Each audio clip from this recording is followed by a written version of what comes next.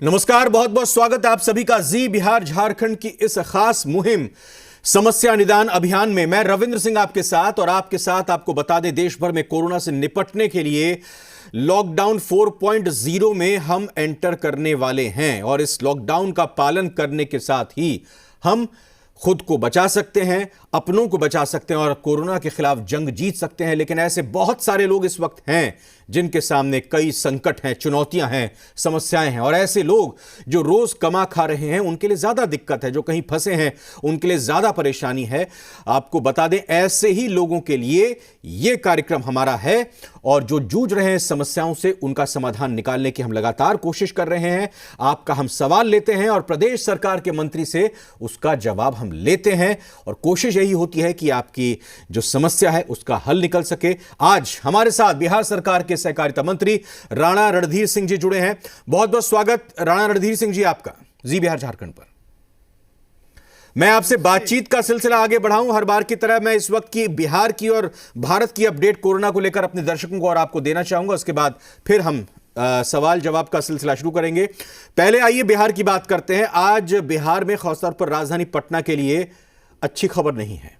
वो इसलिए क्योंकि कोरोना संक्रमितों का आंकड़ा यहां पर तेजी से बढ़ रहा है और आज में अचानक 57 नए मामले अब तक सामने आए हैं। बिहार के कोरोना संक्रमित जिलों में ये टॉप पर पहुंच गया और इस नए आंकड़े से पटना में कोरोना संक्रमितों की अभी तक की जो संख्या है वो 163 पहुंच गई है। बिहार में आज कोरोना के 78 मामले सामने आए हैं, जिसमें से कोरोना संक्रमितों का आंकड़ा 1256 है। आज आए मामलों में रोहतास में 14, मुजफ्फरपुर में 5, नालंदा और सारण के एक कोरोना पॉजिटिव मामले सामने हैं। साथ ही साथ आइए देश की भी बात कर लेते हैं। तो देश में क्या स्थिति है कोरोना को लेकर बता दें आपको। आंकड़ा देश में भी बढ़ रहा है, 90,000 से ज्यादा आंकड़ा हो गया। 90,927 तक कोरोना वायरस से संक्रमित लोग सामने आ चुके हैं। 2,872 लोगों की अब तक जान भी जा चुकी है। 34,109 लोग कोरोना को मात दे चुके हैं। वहीं इस वक्त 53,946 एक्टिव केस हैं। पिछले 24 घंटों में 4,987 नए मरीज आए, बड़ा आंकड़ा है। 103 की मौत हो गई है। ठीक होने की दर बढ़ गई है जो कि 37.51% है।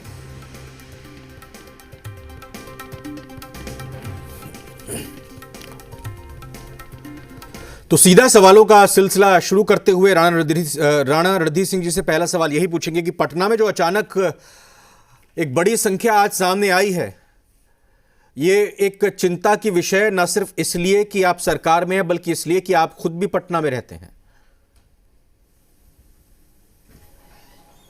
नहीं रविंद्र जी, ठीक कह रहे हैं आप। ये चिंता का विषय है और अचानक इतनी बड़ी संख्या में आना सुन के चिंता बढ़ जाती जी। देखिए, ये संकट का समय है लेकिन ये भयभीत होने का समय नहीं है और न भयभीत से मुकाबला करने का ज़रूरत है। जो सतर्कता, जो सजगता हम लोगों को लगातार स्वास्थ्य मंत्रालय, सरकार, केंद्र की सरकार, बिहार की सरकार, आप सभी चैनल वाले लोग जो लगातार जागरूक करने में लगे हैं,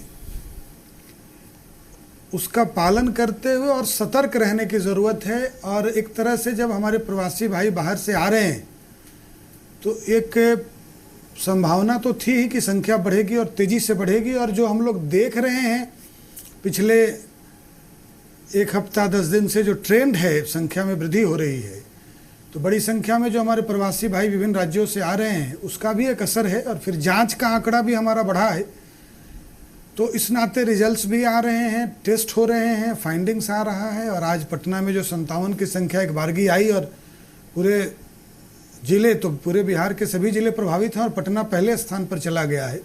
तो मैं समझता हूँ कि ये ठीक है, संकट का समय है लेकिन भयभीत होने की आवश्यकता नहीं है। हम सतर्क रहेंगे, 2 गज दूरी का जो सरकार का ऐलान है उसका पालन करेंगे, साफ सफाई मेंटेन करेंगे, समय पर भोजन करके सतर्कता और सजगता के साथ अपना स्वास्थ्य और अपनी इम्यूनिटी को मजबूत करें। लेकिन मंत्री जी, इसी बढ़ते आंकड़े के बीच आज रात 12 बजे के बाद बिहार समेत देश लॉकडाउन 4.0 में एंटर करने जा रहा है और सरकार ने, केंद्र सरकार ने कह दिया है कि राज्य सरकारें खुद भी कोरोना को लेकर जो सख्ती है, लॉकडाउन को लेकर जो नियम हैं उसमें वो अपने प्रावधान तय कर सकती है, उनमें ढील दे सकती है।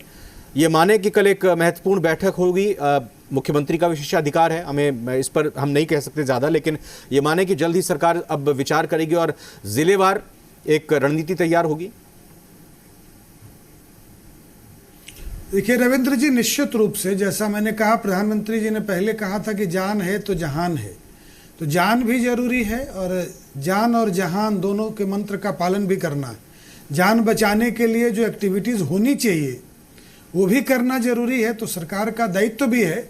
और जैसा मैंने कहा कि संकट का समय है, आप देखिए आप तो लगातार दिखाते भी हैं, आप सब इसके लिए बधाई के पात्र हैं कि दुनिया में कितनी बड़ी संख्या में लोग संक्रमित हैं, कितने लोगों की मृत्यु हुई है।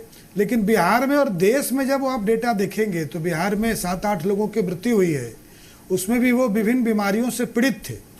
तो ये हम जैसा कह रहे हैं कि संकट का समय है, लेकिन भयभीत होने की जरूरत नहीं, हम इसका मुकाबला भी करेंगे और इसको जीतेंगे भी। बिल्कुल बिल्कुल, मैं आपकी बात मान रहा हूं, लेकिन ये जो 7-8 लोगों की मृत्यु हुई है और बाकी लोग सुरक्षित हैं, इसमें मेरा आपका योगदान मुझे नहीं लगता है। इसमें जो बिहार के लोगों की जो अपनी इच्छा शक्ति है, जो उनका जो इम्यून सिस्टम है, वो इसमें हम कहेंगे कि कहीं ना कहीं भागीदार रहा है। सवाल लेते हैं, यहाँ पे कई सारे स्टूडेंट्स के सवाल आए हैं, सबका नाम लेना समय नहीं है।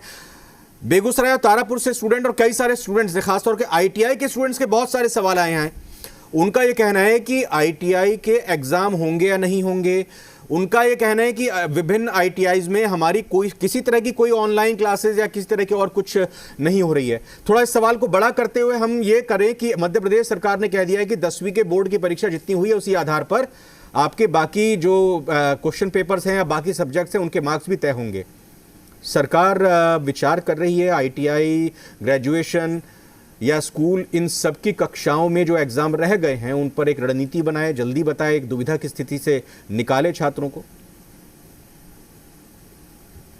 नहीं, इस पर सरकार की नज़र है और सरकार इस पर एक विचार करके, और मैं एक बात आपके चैनल के माध्यम से कहना चाहता हूं कि विद्यार्थियों को, स्टूडेंट्स को चिंता करने की जरूरत नहीं है। आपके लिए बिल्कुल एक स्पष्ट प्रक्रिया के तहत एक समाधान हम लोग लाएंगे, सरकार लाएगी, और आपको किसी रूप में हानि हम लोग नहीं होने देंगे। ना आपके सत्र की हानि होगी, आपके एग्ज़ाम्स भी लेने होंगे तो आपको सुरक्षित रखते हुए आपके एग्ज़ाम्स लेंगे।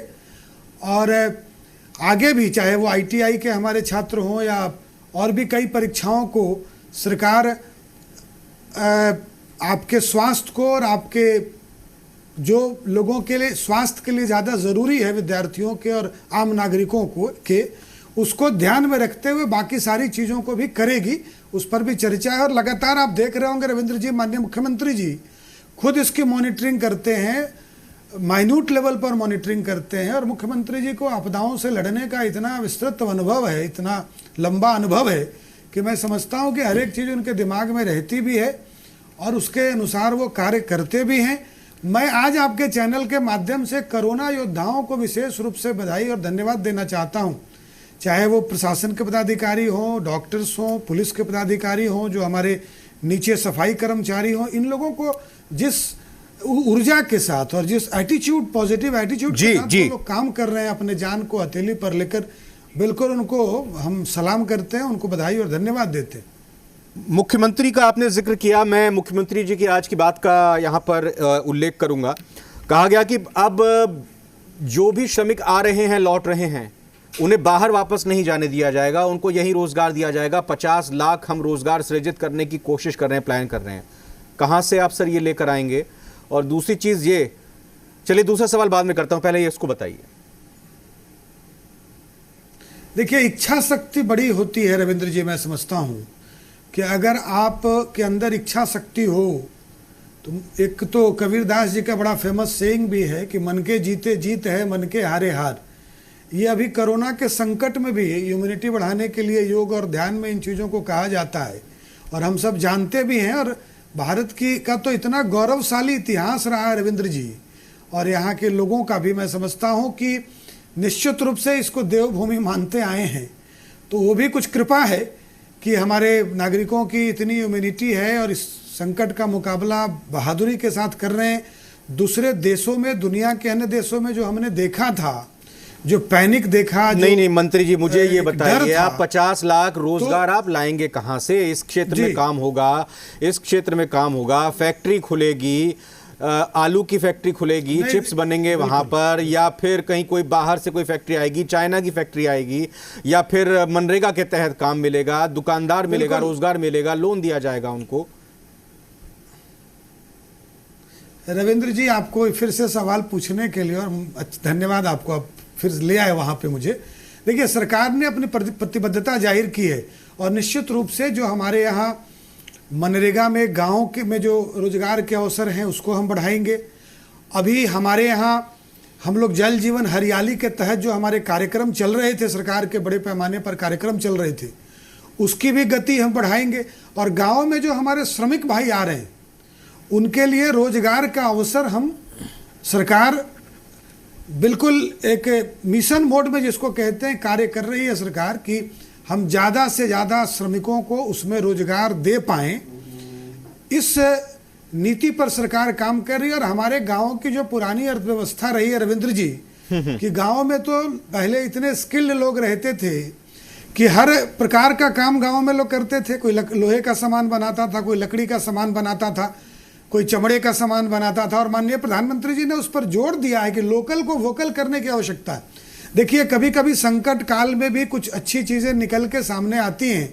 मैं समझता हूं कि सरकार जिस गंभीरता और प्रतिबद्धता के साथ गांव के रोजगारों को, लोकल ब्रांड्स को, डेयरीज को, फिशरीज को, मत्स्य पालन को, मधुमक्खी पालन को, इस पर तो सब काम होता ही था। लेकिन जिस तरह से केंद्र की सरकार ने 20 लाख करोड़ का जो पैकेज देकर और इस पर जो फोकस किया है, वो फोकस किसानों पर है, श्रमिकों पर है, गांव को मजबूत करने पर है, तो रोजगार के अवसर भी निश्चित रूप से निकलेंगे। और आप ठीक कह रहे हैं, जो बात बहुत सारी कंपनी चाइना, हाँ ठीक है, जो बात सर आप कह रहे हैं, जब ये बात जो आ रही है उस पर भी हमारी निगाह है और सरकार की नीतियों में परिवर्तन करके वो भी अवसर हम लोग उसको भी लेने का काम करेंगे। जब ये मूर्त रूप लेती दिखाई देंगी तब हम कोरोना को धन्यवाद कहेंगे। सरकार का तो हालांकि काम है अपने लोगों को रोजगार देना, तब हम कोरोना को धन्यवाद देंगे कि चलिए कोरोना की वजह से कम बिहार के लोगों को रोजगार यहाँ पर अपने प्रदेश में मिल रहा है, उनको बाहर जाने की जरूरत नहीं है। जो दूसरा सवाल मैं कह रहा था वो ये कि जो कल मुख्यमंत्री ने बात कही थी कि नहीं, सरकार का रविंद्र जी लगातार प्रयास चल रहा है। हाँ, नहीं वो काम है, रोजगार देने का प्रयास। जैसे हमारा काम है कि आपसे सवाल पूछूं, वैसे सरकार का काम है कि आप लोगों के लिए काम करें। जी, अब मेरा सवाल यह है सर कि कल मुख्यमंत्री जी ने कहा, वो भी बड़े आहत हुए, वो भी बड़े दुखी हैं, हम समझ सकते हैं किस तरह से ठूस ठूस कर बसों में, वाहनों में पैदल चलकर बच्चे और लोग आ रहे हैं अलग अलग राज्यों से बिहार में, या कहीं भी हम तस्वीर देखें। मुख्यमंत्री ने कहा कि पैदल आने की जरूरत नहीं है, आप लोगों की व्यवस्था हम लोग कर रहे हैं। कहीं ना कहीं मजदूरों में ये भाव आ रहा है कि हम इतने दिनों से तैयारी कर रहे हैं, लगातार कोशिश कर रहे हैं, हमारा नंबर नहीं आ रहा, हमें पता नहीं चल रहा कि कैसे जाएं। मेरे पास बहुत सारे सवाल है, फिर मैं वही कहूँगा, नाम नहीं लूँगा सबका। उनका कहना है कि अब रजिस्ट्रेशन कैसे करें। कुछ कह रहे हैं रजिस्ट्रेशन हमने कराया है, हमारे पास कोई रिस्पॉन्स नहीं आ रहा, इंतजार कर रहे हैं, कोई चारा नहीं, हमें पैदल ही जाना पड़ रहा है। विश्वास नहीं जाग रहा है इस बात को लेकर। क्योंकि रविंद्र जी, आपको भी पता नहीं, चूंकि संख्या बहुत ज्यादा है, आपके पास तो डेटा भी है, करीब 300 के आसपास ट्रेन। सर सरकार में आप है, डेटा आपके पास होगा, मेरे पास डेटा से ज्यादा लोग नहीं, वो डेटा आप लोग मांगते हैं, हम लोग उपलब्ध भी कराते हैं, ये तो सार्वजनिक है, इसलिए मैंने कहा। और आपका चैनल इन सब चीजों को अपडेट करता है, वो मैंने अच्छे सेंस में आपके लिए कहा है। Okay sir. ये 5 लाख से ज्यादा लोग, श्रमिक भाई बंधुओं को हम लोग, प्रवासी भाइयों को ले आए हैं जी। 2.5 लाख से ज्यादा लोग हमारे विभिन्न प्रखंडों के और पंचायतों में जो क्वारंटाइन सेंटर्स बने हैं उसमें प्रवास कर रहे हैं। सरकार ने पूरी व्यवस्था करके रखी है। और आपको मैं एक चीज बताऊं कि हर एक प्रवासी भाई जो हमारे बाहर से आ रहे हैं उनको किराया भी मिल रहा है। प्रवासी भाइयों को भी 10 किलो चावल और दाल दोनों की उपलब्धता सरकार कर रही है। पंचायती राज विभाग को निर्देश दिया माननीय मुख्यमंत्री जी ने, और उसके माध्यम से हम हर एक परिवार को 4 मास्क और साबुन उपलब्ध करा रहे हैं, उनको किराया भी हम लोग उपलब्ध करा रहे हैं। लेकिन चूंकि संख्या प्रवासी भाइयों की थोड़ी ज्यादा है और लगातार टीमें बनी हैं, संपर्क हो रहा है, सरकार के स्तर पर नोडल पदाधिकारी बनाए गए हैं, सबके टेलीफोन नंबर्स सबको सार्वजनिक किया गया है, रजिस्ट्रेशन का भी काम हो रहा है। लेकिन चूंकि संख्या ज्यादा है तो उस नाते हम लोग एक बार और प्रोसेस बता दीजिए, क्योंकि लोगों को थोड़े कंफ्यूजन हो रही है, क्या रजिस्ट्रेशन का प्रोसेस चेंज हो गया है या फिर वो कितना दिन इंतजार करे? थोड़ा सा इस पर अगर आप रोशनी डाल दें, और आप अपने मुंह से कहेंगे तो जिम्मेदारी झलकेगी, आप कहेंगे थोड़ा धैर्य रखे तो और ज्यादा उसका वजन आएगा बात का। अभी क्या प्रोसेस वही है तो एक बार फिर से प्लीज रिपीट कर दीजिए, जरा अपील भी कर दीजिए, जो लोग थोड़ा बेचैन हो रहे हैं, बेचारे परेशान हैं। जी बिल्कुल नहीं रविंद्र जी, मैं आपके चैनल के माध्यम से कहना चाहता हूं मैं आपको कि 207 ट्रेनें आ चुकी हैं, 183 ट्रेनों का आना अभी बाकी है जी। और बिल्कुल आप जो भी भाई हमारे श्रमिक प्रवासी भाई रजिस्ट्रेशन करा रहे हैं उनको लगातार संपर्क करने का प्रयास हो रहा है। मेरा निवेदन उनसे होगा, आग्रह होगा कि आप थोड़ा पैनिक नहीं करें। मैं कह रहा हूं कि संकट का समय है, आपको घर आने की जल्दी है, सरकार भी आपको जल्दी बुलाना चाहती है, लेकिन आपको बुलाएंगे तो एक व्यवस्था के तहत ही बुलाएंगे। और आपने जिस धैर्य का परिचय अब तक दिया है, तो अब तो सरकारों ने तय कर लिया है कि हम तो बुलाने का काम कर रहे हैं। और मैं आपके सामने कह रहा हूं कि 5 लाख से 5.5 लाख से ज्यादा प्रवासी और श्रमिक भाइयों को हम बुला चुके हैं। 200 के आसपास करीब और ट्रेनें हमारी लिस्ट में हैं। आगे जरूरत होगी तो माननीय मुख्यमंत्री जी ने कहा है कि हम और ट्रेनें चलाएंगे। जिस प्रकार लोगों को सुरक्षित और व्यवस्थित लाने के लिए नोडल पदाधिकारी बनाए गए हैं, सभी IAS रैंक के पदाधिकारी हैं जो लगातार संपर्क में एक अच्छी टीम के साथ और वहाँ के भी नोडल पदाधिकारियों के संपर्क में हैं। तो आप पैनिक नहीं करें, थोड़ा धैर्य रखेंगे तो प्रक्रिया जारी है और आपको हम लोग सुरक्षित घर तक पहुंचाने का भी काम करेंगे। आपके प्रखंडों में, आपके पंचायतों में क्वारंटाइन सेंटर हम लोगों ने बना रखा है जी। वहां आपको हर तरह की सुविधा हम दे रहे हैं, स्टील की थाली, कटोरा, मग, मच्छरदानी, महिलाओं बहनों के लिए सैनिटरी पैड, बिल्कुल भोजन और नाश्ते की व्यवस्था, ये सब काम सरकार कर रही है। और अभी एक डेटा मैं आपको ये और बताना चाहता हूं कि करीब करीब हर एक प्रवासी भाई को बिहार की सरकार ने 3,000 रुपया करीब हर प्रवासी भाइयों को जोड़ेंगे तो सब एक आदमी पर पड़ेगा। तो सरकार आपकी सेवा में तत्पर है, आप प्रतिबद्धता के साथ, संवेदनशीलता के साथ काम कर रही है जी। आप थोड़ा धैर्य रखेंगे तो सरकार निश्चित रूप तक आपके साथ पहुंचेगी। और बिल्कुल हमें पूरा यकीन है कि आपकी इस बात का जरूर असर पड़ेगा, थोड़ा धैर्य रखेंगे। बहुत बहुत धन्यवाद, आपने जो मेरी बात को माना। और एक साथ ही साथ आपने कहा सरकार और आप लोगों की कोशिश लगातार ये है एज अ टीम कि बिहार के लोगों को वापस लाएं। एक बड़ी मार्मिक यहाँ पर बात आई है सर सामने, आप ही के जिले से, पूर्वी चंपारण मोतिहारी से। और मेरे को पता है कि आपके सचिव, आपके निजी सचिव या आप खुद भी, आपकी मेमोरी इतनी शार्प है, इस पूरे प्रोग्राम में जो भी बातें हैं आप उसको नोट कर रहे हैं या फिर डायरिया पेन में आपके निजी सचिव ये इसको जोड़ रहे होंगे। एक व्यक्ति की जान चली गई है, उनके भाई की मृत्यु हो गई है। मैं जगह बताता हूँ आपको, ये है ग्राम पंचायत सेमरा चिरैया, पूर्वी चंपारण में। उनको डेड बॉडी लानी है, मृत्यु कहाँ हुई है थोड़ा इसमें ज़्यादा डिटेल उन्होंने नहीं लिखा है। पटखौलिया मोतिहारी से उन्होंने कहा है मजदूर हैं। तो मैं ये कोशिश करूंगा, उनका फ़ोन नंबर भी आप कहेंगे तो मैं ज़रूर बता दूंगा प्रोग्राम के बाद भी। उनके भाई को डेड बॉडी लेके आनी है, उनके बड़े भाई की मृत्यु हो गई है और आज ही के ये उन्होंने यहाँ पर हमको भेजा है। आप बताइए, थोड़ा उनकी हेल्प कीजिए, क्या कह सकते हैं? नहीं बिल्कुल, मैं बताना चाहता हूँ कि अभी शाम में वहीं के एक व्यक्ति से मेरी बातचीत हुई है। मैं तुरंत कार्यक्रम के बाद मैंने नोट भी किया है और हमारे तुरंत बात करके उनको यथाशीघ्र मैं मदद पहुंचाऊंगा जी। इसके अलावा एक किसान प्रशासन के कोई व्यक्ति उनसे संपर्क करेंगे, उनके गांव के भी कोई मित्र हैं, वो हम जानते हैं सेमरा मेरे जिले का गांव है। हमारे शिवहर लोकसभा क्षेत्र में आता है, मेरे विधानसभा के बगल का गांव है। ओके, तो हम लोग, मुझे दिख रहा है, मैं कार्यक्रम के बाद उन तक पहुंचूंगा और उनको मदद पहुंचाऊंगा। एक किसान है, ऐसे ही बहुत सारे भी किसान होंगे, उनका कहना है तुरंत मदद मेरे पास बहुत सारी हरी सब्जियां हैं, करेला है, परवल है, खीरा है, कद्दू है, लेकिन लॉकडाउन में परेशानी है, बेचें कहां जाएं बेचने के लिए? ये हैं रतनपुर सुपौल के किसान। उनका नंबर, अच्छा नहीं, मैं अभी बात करता हूं। एक तो हम लोग सब्जी वेजिटेबल कोऑपरेटिव के माध्यम से सब्जी उपलब्ध भी कराने का काम कर रहे हैं। तिरहुत कमिश्नरी में, मोतिहारी जिले में। नहीं, सुपौल के हैं किसान, ये सुपौल, ये किसान बिल्कुल। आप अपनी भी, अपने जिले की भी स्थिति बताइएगा, लेकिन जो सुपौल के किसान है, अगर इस बारे में आप और जानकारी दे पाए इन किसान भाई को तो और उनका डिटेल आप रविंद्र जी उनका डिटेल नोट कर लें। मैं अपने जिला सहकारिता पदाधिकारी को कहूँगा जी, वो उनसे संपर्क करेंगे और उनकी सब्जी को लेने का भी काम कुछ व्यवस्था करेंगे। सरकार ने इसी के लिए हम लोगों ने सब्जी तो चूंकि बिहार सब की यहाँ की मिट्टी और पानी इतना मीठा है कि यहाँ की सब्जियों का डिमांड रहता है, और इसी के तहत हम लोगों ने सुधा के तर्ज पर वेजिटेबल कोऑपरेटिव भी बनाया है। 5 जिलों में पायलट प्रोजेक्ट के तहत हम लोगों ने शुरू किया है। धीरे धीरे ये हम बाकी जिलों तक पहुंचेंगे, लेकिन फिलहाल अभी इस लॉकडाउन में जिन जिलों में हम सक्रिय हैं वहां तो हम ये काम लोगों को करा रहे हैं, सब्जी उपलब्ध करा रहे हैं किसानों से सब्जी लेकर।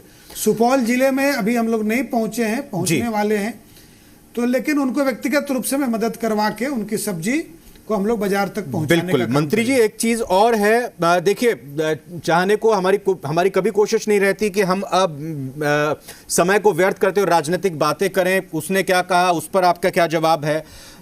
तेजस्वी यादव क्या कर रहे हैं, अपनी फोटो में क्या बदलाव कर रहे हैं, कैसा खाना मिल रहा है? देखिए, अच्छी चीज भी दिखाते हैं हम, जो गलत है उस पर आपसे पूछते भी हैं कि इसको बेहतर कीजिए।